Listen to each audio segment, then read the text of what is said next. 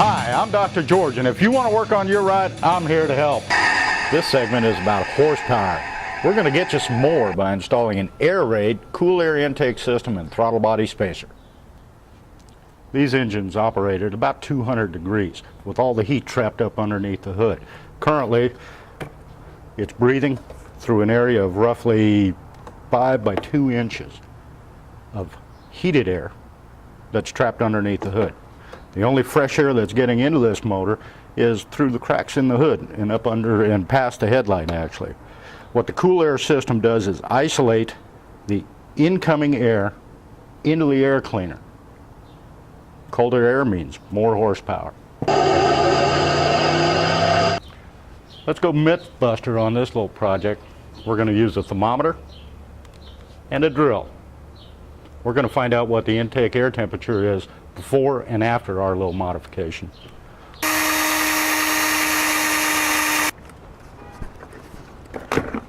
Let's take this 09 Jeep Unlimited on the road to see what kind of air temperature it's breathing.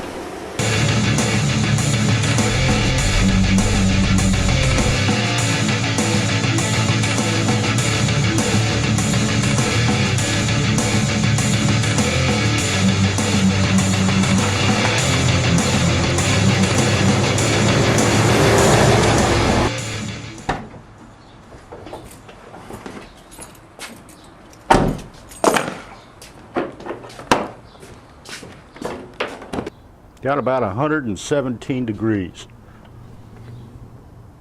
Now let's see what it does with a cold air system.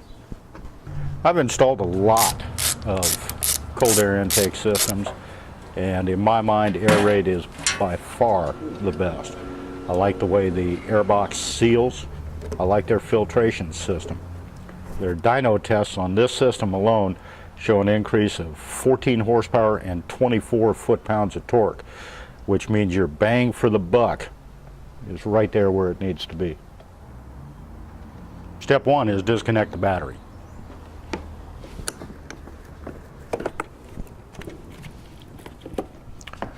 Two reasons for disconnecting the battery. When we're all done, the computer is actually going to have to relearn some of the air intake management parameters that were set. In addition, we're going to prevent any possible damage to delicate sensors. We're going to start with the throttle body. Step one is to unhook the factory air intake temperature sending unit. Notice the red clip. That's a safety latch. You have to pull that back, then squeeze on the release. Next, remove the intake air tube. Here's where that 8mm nut driver comes in handy. That'll give you room to work. Remove the 4 bolts that hold the throttle body. With the throttle body removed, it's a good time to inspect for excess of dirt buildup. Since you're there, it's not a bad time to clean it. This one is in good shape. It doesn't need a thing. Now for the throttle body spacer.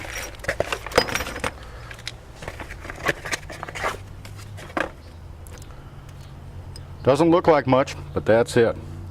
Notice the grooves cut in. Looks like a big giant bolt, but it works. The whole theory, as I understand it, behind these is to break up the smooth flow of air going into the intake. By breaking up the air going in, it kind of piles up the air going in, giving it a denser charge. Again, higher density, more oxygen, better burn. Going back in with the throttle body is about as easy as it gets. Got an indication of which way the flow goes, got an indication of the top. The throttle body spacer fits into the intake housing like that. Then the gasket. Then the throttle body. Once you've got the throttle body tightened down, the job is almost done.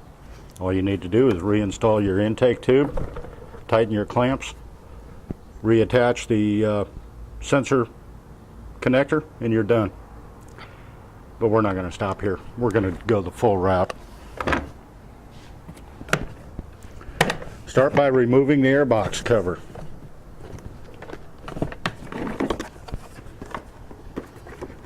Remove the air cleaner and get ready to pull.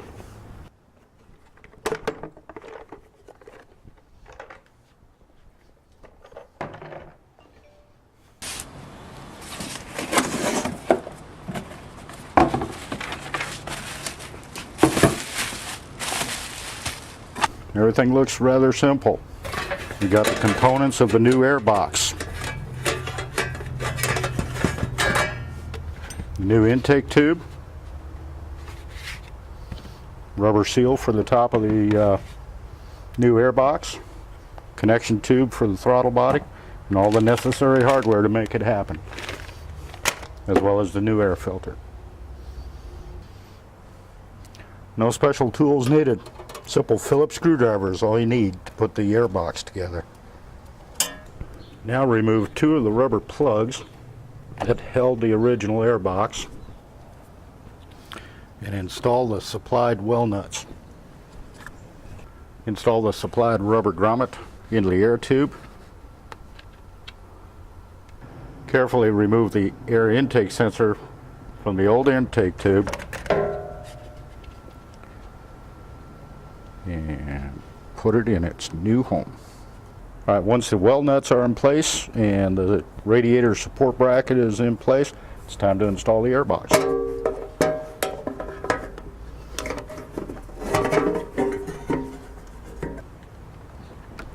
With the throttle body adapter in place, it's time to install the air tube. Work the air tube in roughly straight up and down, and then rotate it 90 degrees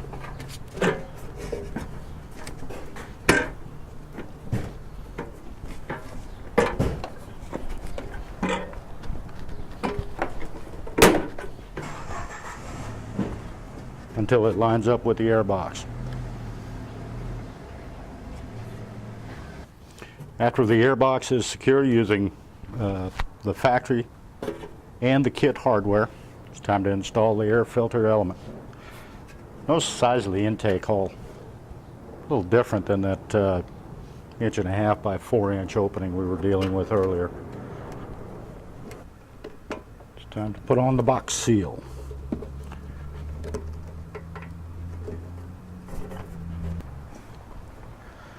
The air box is done. Reconnect the battery and we're ready to go for a drive. When we checked the temperature when we got back from an identical test drive, temperature was running right at 98 degrees on the intake side. That's about 8 degrees over ambient temperature and almost 20 degrees less than what we had out of the OEM system. That's impressive. Thanks for hanging out. I'm Dr. George. Until next time, remember, burn rubber, not your soul.